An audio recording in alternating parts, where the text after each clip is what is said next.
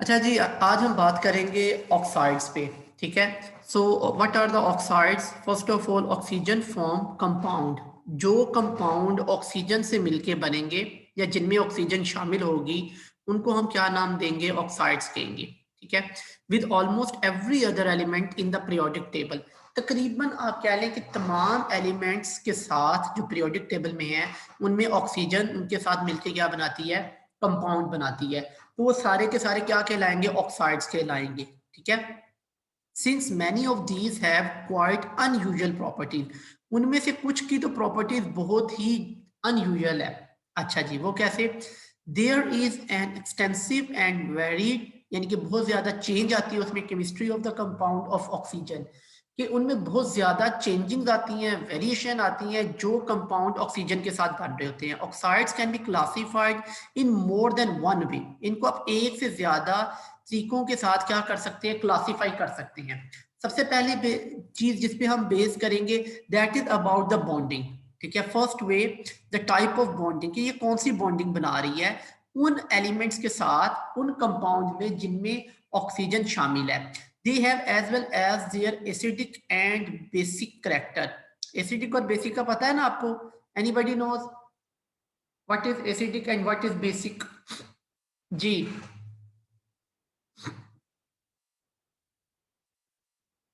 यानी कि proton donor, proton acceptor, pair of electron, and इसी तरह से हाइड्रोजन एटम्स। और ये तमाम चीज़ें जो हैं उन लिहाज से हम बात करते हैं कौन से OH नेगेटिव देते हैं, कौन से H पॉजिटिव देते हैं, और लॉरी ब्रॉन्स्टेड। इंशाल्लाह ये पूरी डिटेल में हम बात करेंगे इसके ऊपर। तो उनमें करैक्टर होगा, या तो वो एसिडिक होंगे या बेसिक होंगे। We shall discuss here the classification based on their acidic and basic behavior, कि ये एसिडिक और बेसिक बिहेवियर कैसे शो करती हैं। ठीक है, ये बड़ा अहम पॉइंट है। In this chapter you have already studied that metal oxides are basic in character, कि आपको पता है जो मेटल के साथ ऑक्सीजन मिलेगी तो जो उनके ऑक्साइड बनेंगे उनकी नेचर क्या होगी? आपके पास बेसिक करैक्टर के होंगे। They yield bases. What is the meaning of yield? Anybody knows the meaning of yield? अगर आपको पता है please raise your hand, otherwise type no. What is the meaning of yield? This word mean what? Quickly my dear, hurry up. If you know please raise your hand, otherwise type no. Okay, no. Mohammad Umar, Younis Khan, नहीं sorry Yusuf Khan. Okay सुनिएगा, basically yield का मतलब होता है product. ठीक है। Yield किसे कहते हैं हम? प्रोडक्ट। जब हम कोई रिएक्शन करते हैं, ठीक है, टोटल प्रोडक्ट, रिएक्टेंट आपको प्रोडक्ट देते हैं, तो ये जो प्रोडक्ट की अमाउंट आती है हम इसको कहते हैं कि ये हमें क्या मिल रहा है? That we name as yield. ठीक है, कि टोटल अमाउंट हमें कैसे मिल रही है, आप उसको प्रोडक्ट भी कह सकते हो। ठीक है। Base in water and bases in water and non metallic oxide, और जो आपके पास नॉन मेटेलिक ऑक्साइड्स होते हैं आर एसिडिक, वो क्या होंगे? एसिडिक होंगे, because they form acids in water, क्योंकि ये वाटर में जाके क्या बनाते हैं? एसिड्स बनाते हैं। Basic oxides and acidic oxide react with one another to give salts. तो ये आपको पता ही है कि अगर बेस और एसिड आपस में मिल जाएं, यानी कि तेजाब और रसास मिलेंगे, तो आपके पास क्या बनेगा?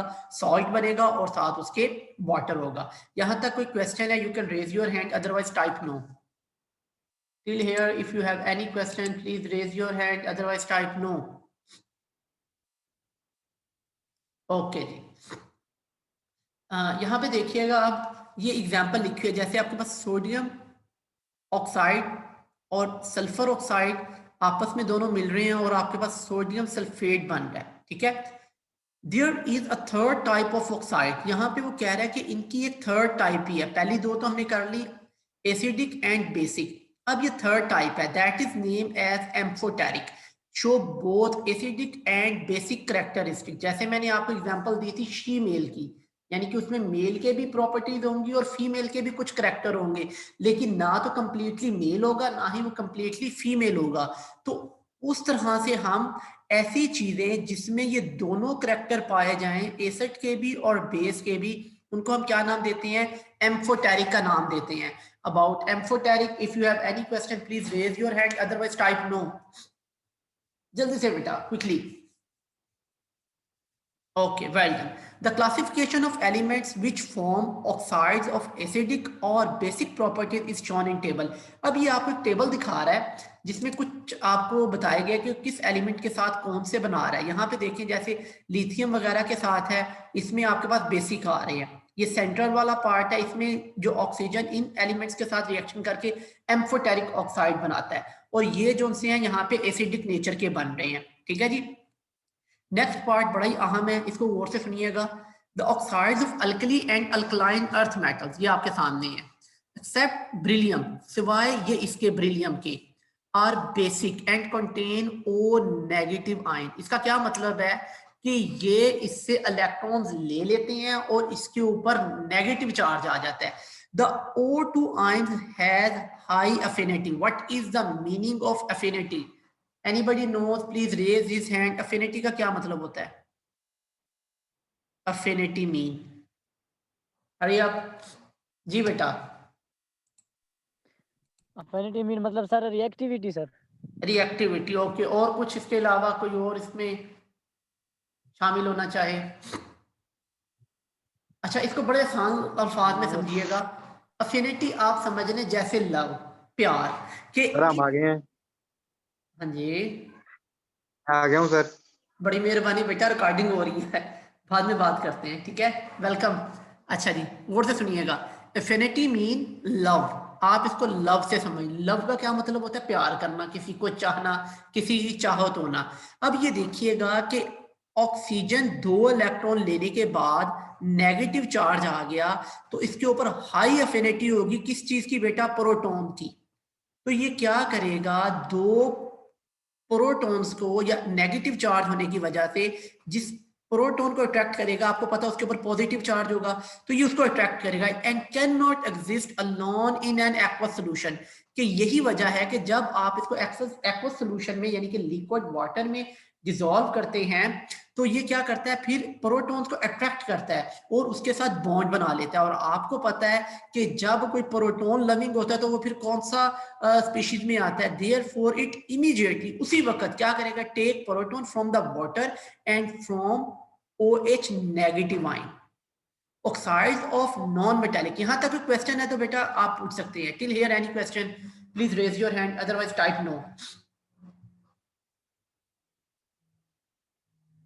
Okay, the other participants? Well done, very nice. No problem Arif, it's okay. अच्छा जी, ये तो था आपके मेटल्स के साथ ये क्या बनाएगा?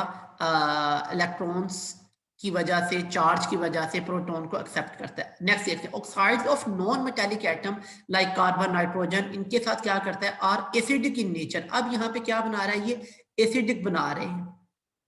They generally dissolve in water to produce acidic solution oxide of relatively less electropositive elements. क्योंकि ये क्या है? लेस इलेक्ट्रोपॉजिटिव एलिमेंट्स हैं, सच एज Be, एल्यूमिनियम, और इनकी एग्जांपल दे रहे हैं आर एम्फोटेरिक।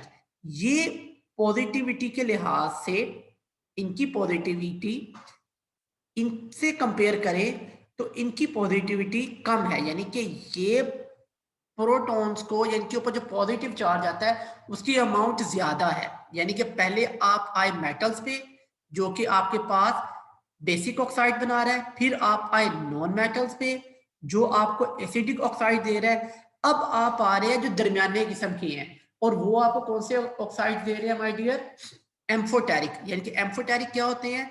जैसे मैंने अभी आपको बताया कि दोनों का मिक्सचर होगा, कभी वो एसिडिक हो जाएंगे, कभी वो बेसिक हो जाएंगे। And behave as acid toward strong bases and as bases toward strong acids. तो जैसे इंशाल्लाह हम एसिड बेस लेसन में जाके इन चीजों के ऊपर और ज्यादा डिस्कशन करेंगे। Till here any question? Please raise your hand, otherwise type no.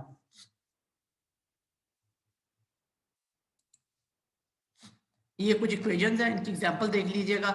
अच्छा जी, आज का जो सेकंड टॉपिक है that is very important topic, और इसमें से कम 2 नंबर का क्वेश्चन लाजमी वो देता है। 3 का भी आ सकता है, लेकिन ये 2 नंबर का क्वेश्चन हर बार आया हुआ है। जितने भी आप 5 ईयर देख लें एग्जाम पेपर, उनमें से तो ये आते हैं इसमें। द पोजिशन ऑफ हाइड्रोजन, जो हाइड्रोजन का एलिमेंट है वो पीरियोडिक टेबल में कहाँ पे रखा गया है? उसकी पोजीशन क्या है और वो जिस जगह पे है क्या उसको वो सेटिस्फाई कर रहा है या नहीं कर रहा और कहाँ पे होना चाहिए, इसके बारे में हम इस टॉपिक में डिस्कस करेंगे जी। शुरू करते हैं माय डियर।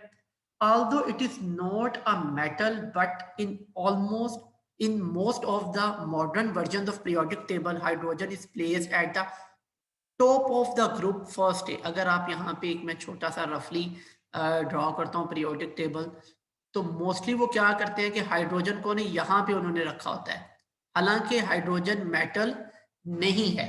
नंबर एक, this is because of the fact that some of the properties of hydrogen resemble, इसकी कुछ प्रॉपर्टीज जो है वो मिलती जुलती हैं किसके साथ, अल्कली मेटल्स के साथ। कैसे? Like alkali metals, hydrogen atom has one electron in first sub shell, जिसकी वजह से ये क्या करता है, अपना एक इलेक्ट्रॉन दे देता है और पॉजिटिव चार्ज ले आता है। यस सिप्तैन।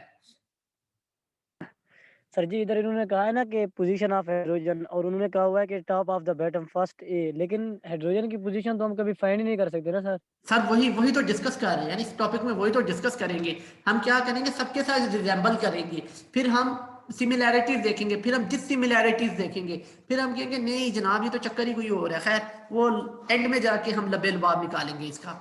ये फर्स्ट पैराग्राफ एवरीवन इजी? यहां तक कोई क्वेश्चन है तो फर्स्ट पैराग्राफ में? ओके जी, नेक्स्ट चलते हैं जी। Both hydrogen and alkali metals have a strong tendency to combine with electronegative elements, जैसे फ्लोरीन क्लोरीन वगैरह के साथ है, such as हैलोजेंस के साथ दोनों ही बड़े अच्छे तरीके से मिल जाते हैं। दो प्रॉपर्टीज आ गई जी, similarities.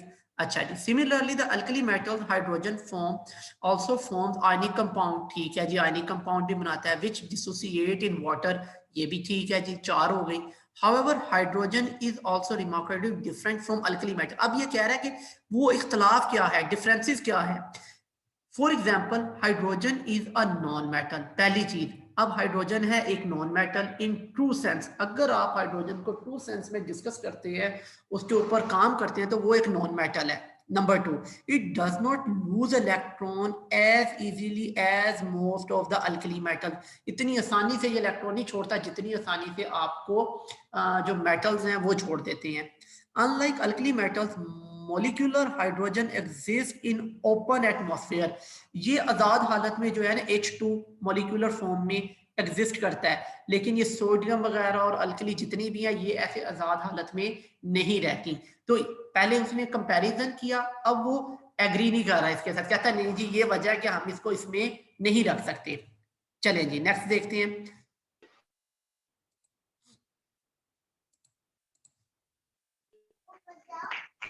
Please mute my dear, mute your mic. Mirza साहब म्यूट योर माइक प्लीज। अच्छा जी, hydrogen resemble halogens in certain, thank you very much, in certain respect and can be placed at the top of the 7A group in the periodic table, यानी कि halogens के साथ। अब इसकी similarity वो halogens के साथ करने जा रहा है, गौर से समझिएगा इसको और कंसंट्रेट कीजिएगा यहाँ पे। कैसे? Hydrogen is a gas like most of the halogens, जैसे दूसरे हैलोजेंस गैसेस हैं, हाइड्रोजन भी वैसे ही क्या है, गैस है। नंबर एक, stable in diatomic form. Diatomic का क्या मतलब होता है जी, डाई का क्या मतलब है माय डियर, डाई मीन, जल्दी से बताइएगा डाई का क्या मतलब है।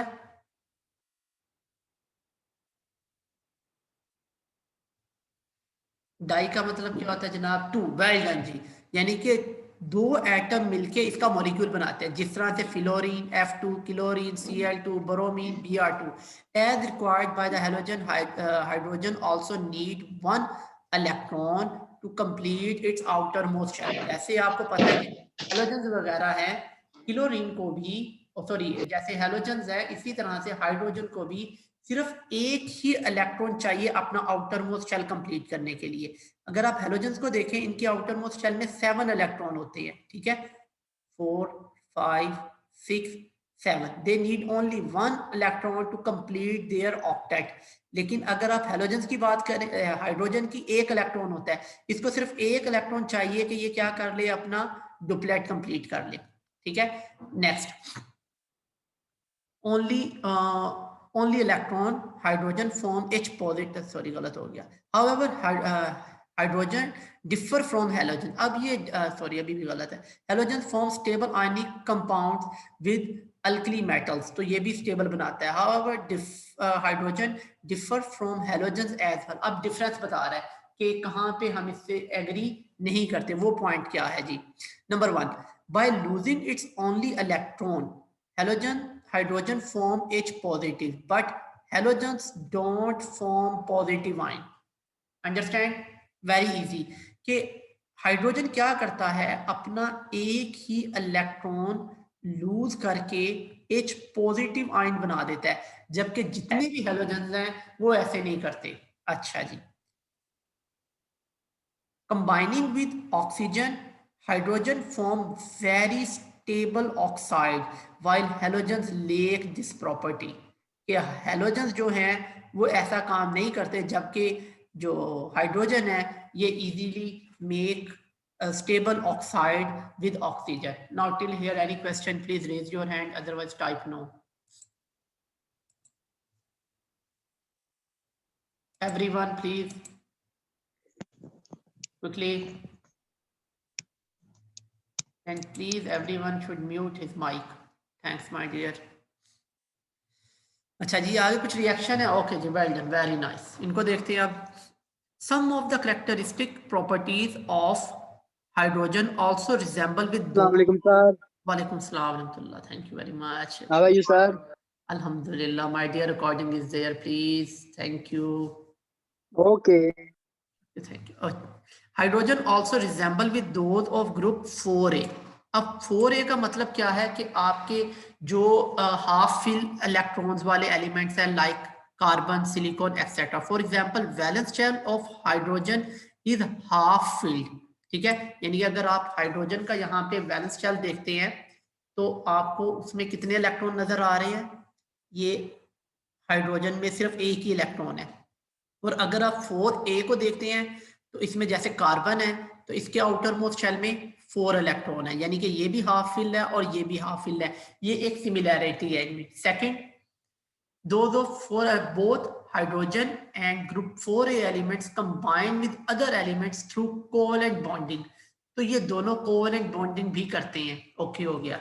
Like carbon hydrogen also possess, क्या पोजेस करता है जी, रिड्यूसिंग प्रॉपर्टी, तो ये रिड्यूसिंग प्रॉपर्टीज भी रखते हैं, यानी कि ऑक्सीडेशन और रिडक्शन के लिहाज से। अब यहाँ पे देखिएगा CuO प्लस वाटर क्या बन रहा है, कॉपर आ गया और यहाँ पे आपके पास वाटर इस तरह से हो गया।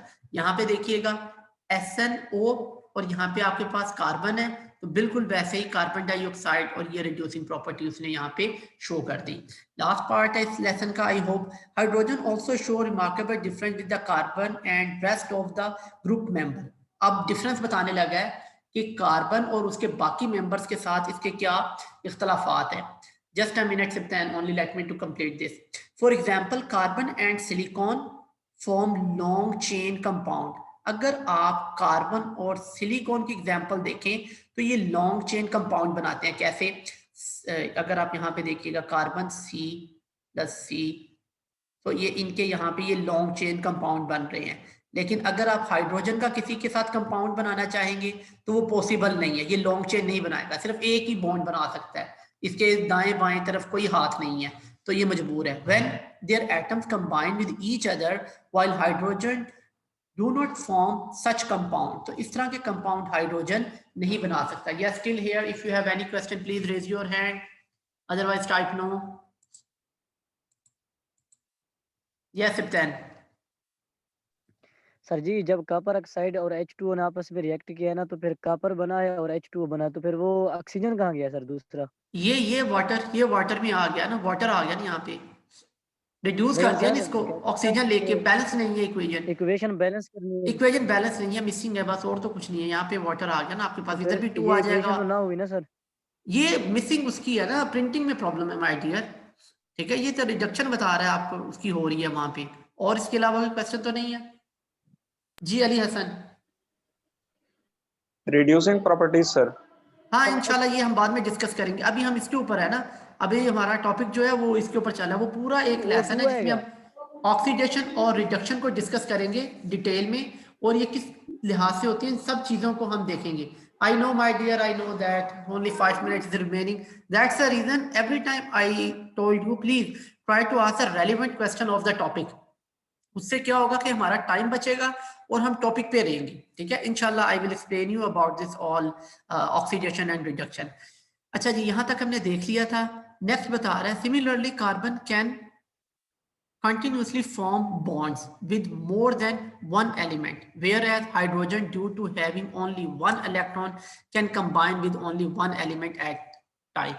ये मैंने explain कर दिया. Some of the properties of hydrogen are similar to those of the element of certain groups. कुछ groups के साथ भी इसकी elements हैं, उनके साथ भी इसकी properties मिलती हैं. ठीक है, इंशाल्लाह no problem Arif, I will give you time. But this is a fact that ये hydrogen हाइड्रोजन की ये होती है property some of, sorry, speak again. ये हाइड्रोजन की बता रहे हैं सर, ये प्रॉपर्टी सिमिलर होती है. जी जी, हाइड्रोजन को डिस्कस कर रहे हैं कि ये अपने पीरियोडिक टेबल में जिस जगह पे है वहां पे होना चाहिए या नहीं, या जिस जगह पे इसको रखा गया है वो पोजीशन इसकी ठीक है या नहीं. सुनिएगा गौर से दोबारा. But this is a fact that hydrogen is a unique element, यानी कि वो किसी से भी नहीं मिलता, अलग थलग ही है. फिर क्या हुआ जी, whose properties don't match exactly with any of the group, कि प्रॉपरली तौर पे एग्जैक्टली किसी एक के साथ भी नहीं मैच कर रहा in the periodic table. However, due to partial resemblance in properties with alkali metals and monovalent nature, hydrogen is usually placed at the top of the element of first. अब इसको क्या कह रहा है, दो चीजों की वजह से हम इसको यहाँ पे रख रहे हैं. जो मॉडर्न पीरियोडिक टेबल आपके पास है, नंबर क्या बताया उसने, मोनोवैलेंट नेचर, और सेकंड उसने क्या बताया कि जो करैक्टर रखेगा रिजेम्बलेंस की वजह से कि वो प्लस चार्ज ले आता है और मोनोवैलेंट बना रहा है, उस वजह से हम इसको इसके ऊपर प्लेस कर रहे हैं. So till here alhamdulillah we ended our lesson. So let me to stop the recording first, then I will come towards you.